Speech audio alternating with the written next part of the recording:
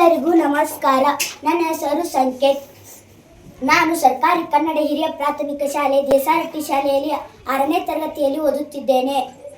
ಇಂದು ಎಲ್ಲ ಸಹಪಾಠಿಗಳು ಸೇರಿ ಕನ್ನಡ ವಿಷಯದ 7ನೇ ಪಾಠ ಯಾನ ಕುರಿತೊಂದು ಪತ್ರ. ಈ ಪಾಠವನ್ನು ನಾವು ಎಲ್ಲರೂ ನಾಟಕದ ರೂಪದಲ್ಲಿ ಅಭಿನಯ ಮಾಡ್ತಾ ಇದ್ದೇವೆ. ತಾವೆಲ್ಲರೂ ನೋಡಿ ನಮಗೆ ಪ್ರೋತ್ಸಾಹಿಸಿ. ನಮಸ್ಕಾರ.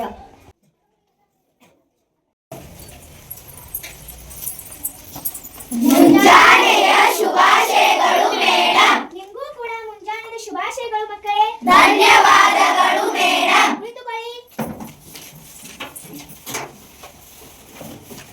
Raju, yes teacher. Ragini, yes teacher. Jennifer, yes teacher. Shankar, yes teacher. Salim, yes teacher. Shreya, yes teacher. Ratnesh, yes teacher. Omkar, yes teacher. Sameeksha, yes teacher. Tanisha. Yes teacher. ಮಕ್ಕಳೇ, ಈ ಒಂದು ಅವಧಿಯಲ್ಲಿ ನಾವು ಪತ್ರಲೇಖನದ ಬಗ್ಗೆ ತಿಳಿದುಕೊಳ್ಳೋಣವೇ? ಆಯಿತು ಮೇಡಮ್. ಪತ್ರಲೇಖನ ಇವರಿಂದ ವಿನಯ್ ಕುಮಾರ್.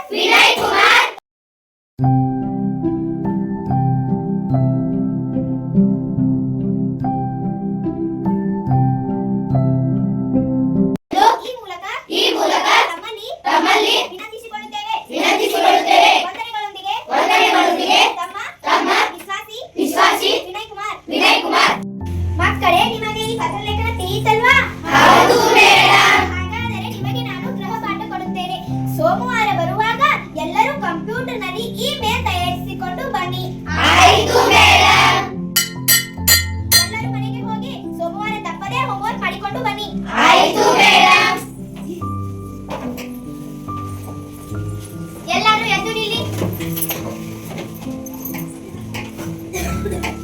1 2 3 ಸ್ಟಾರ್ಟ್. ದೇಶಕ್ಕೆ ಯೋಧ, ನಾಡಿಗೆ ರೈತ, ಬಾಳಿಗೆ ಗುರು ಒಬ್ಬ ತಾನೆ. ಅಕ್ಷರ ಕಲಿಸೋ, ಅಜ್ಞಾನ ಅಳಿಸೋ, ಅವನೂನು ಅನ್ನದಾತನೇ. ತಪ್ಪು ಸರಿಯ ತಿದ್ದಿ ತಿಳಿ ಹೇಳಿ ಸಮಬುದ್ಧಿ, ನಮ್ಮ ಶುದ್ಧ ಶುದ್ಧಿ ಆಗೋ ಹಾಗೆ. ಎಷ್ಟೇ ದೂರ ಹೋದ್ರೂ ಮರಿಬೇಡ ನಿನಬೇಡ, ನಿನ್ನ ಸಾಧನೆಗೆಲ್ಲ ಇರುವೆ ಹಾದಿ. ಪಾಠಶಾಲಾ ಪಾಠಶಾಲಾ ಪಾಠಶಾಲಾ ಪಾಠಶಾಲಾ. ಹಾತ್ ನೀಚೆ.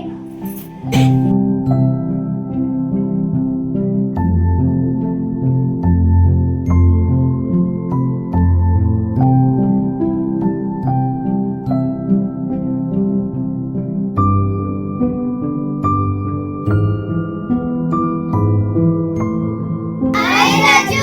ಸಲೀಂ, ರಾಗಿಣಿ, ಜೆನಿಫರ್, ಶಂಕರ್ ಒಳಗೆ ಬನ್ನಿ.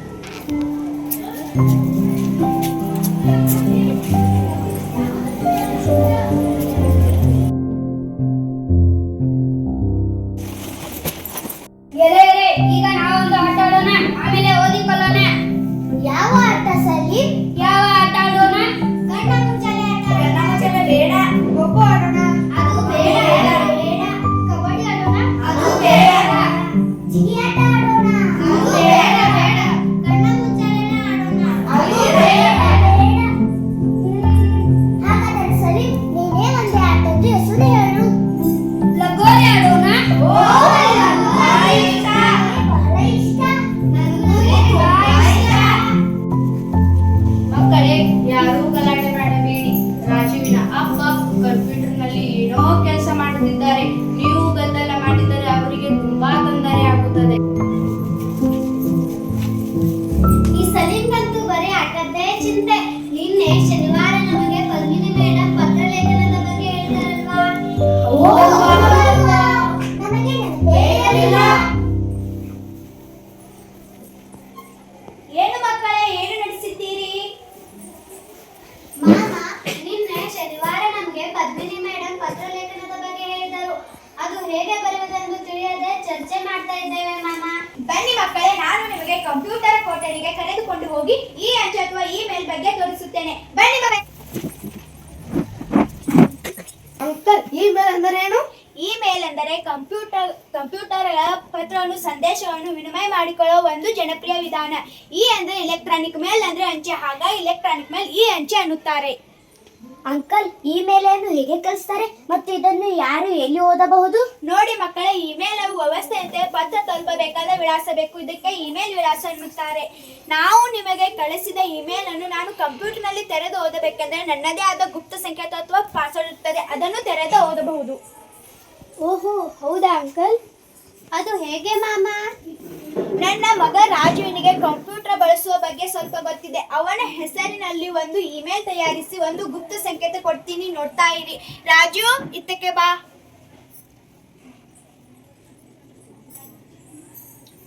ಅಂಕಲ್, ಗುಪ್ತ ಸಂಕೇತ ಪಾಸ್ವರ್ಡ್ ರಾಜುಗೆ ಮಾತ್ರ ಹೇಳಿದ್ರೆ ನಮಗೆ ಯಾಕೆ ಹೇಳಲಿಲ್ಲ? ನೋಡಿ ಸಲೀಂ, ಒಬ್ಬರ ಗುಪ್ತ ಸಂಕೇತ ಇನ್ನೊಬ್ಬರಿಗೆ ಗೊತ್ತಾಗಬಾರದು, ಬೇರೆಯವರ ಪತ್ರ ನಾವು ಓದಬಾರದಲ್ವೇ? ಅದಕ್ಕಾಗಿ ಪಾಸ್ವರ್ಡ್ ರಾಜುವಿಗೆ ಮಾತ್ರ ಹೇಳಿದ್ದೇನೆ. ರಾಜು ಸುಂದರ್@gmail.com ಇದು ರಾಜುವಿನ ಇಮೇಲ್ ವಿಳಾಸ. ಮಕ್ಕಳೇ, ರಾಜುವಿನ ಇಮೇಲ್ ವಿಳಾಸಕ್ಕೆ ನನ್ನ ಮೇಲ್ನಿಂದ ಚಾಲನಿಕ ಪ್ರಸಿದ್ಧವಾದ ಯಾನದ ಕೆಲವು ಚಿತ್ರಗಳು ಹಾಗೂ ವಿವರಗಳನ್ನು ಕಳಿಸಿದ್ದೇನೆ.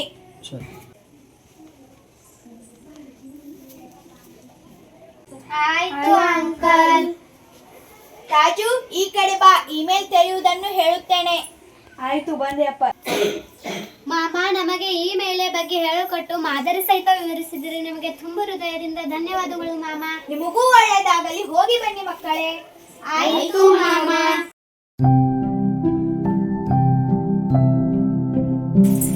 ಮುಂಜಾನೆಯ ಶುಭಾಶಯಗಳು ಮೇಡಮ್. ನಿಮಗೂ ಕೂಡ ಮುಂಜಾನೆ ಶುಭಾಶಯಗಳು ಮಕ್ಕಳೇ. ಧನ್ಯವಾದಗಳು ಮೇಡಮ್. ಕುಳಿತುಕೊಳ್ಳಿ. Raju, yes teacher Ragini, yes teacher Jennifer, yes teacher Shankar, yes teacher Salim, yes teacher Shreya, yes teacher Ratnesh, yes teacher Omkar, yes teacher Sameeksha, yes teacher Tanisha, yes teacher. ಮಕ್ಕಳೇ, ಶನಿವಾರ ನಾನು ನಿಮಗೆ ಪತ್ರಲೇಖನದ ಬಗ್ಗೆ ತಿಳಿಸಿದ್ದೆ. ವಿಶೇಷ ಪತ್ರವನ್ನು ಬರೆದು ತರಲು ಹೇಳಿ. ಯಾರ್ಯಾರು ಬಂದಿದ್ದೀರಿ?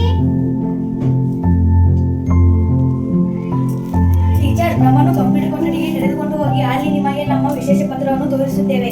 ಆಯ್ತು, ಬನ್ನಿ ಮಕ್ಕಳೇ, ಕಂಪ್ಯೂಟರ್ ಕೊಠಡಿಗೆ ಹೋಗೋಣ.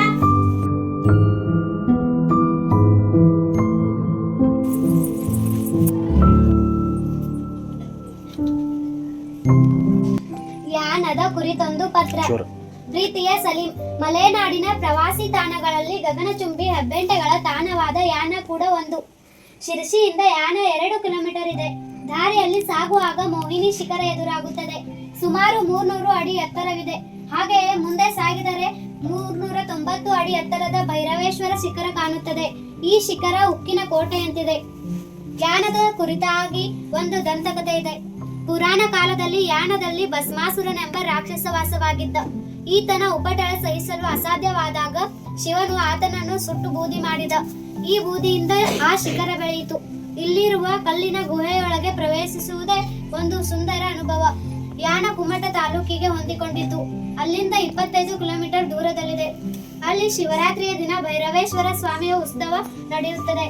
ಯಾನದ ಬಗ್ಗೆ ಕೇಳುವುದಕ್ಕಿಂತ ನೋಡಿ ಅನುಭವಿಸುವುದೇ ಚಂದ.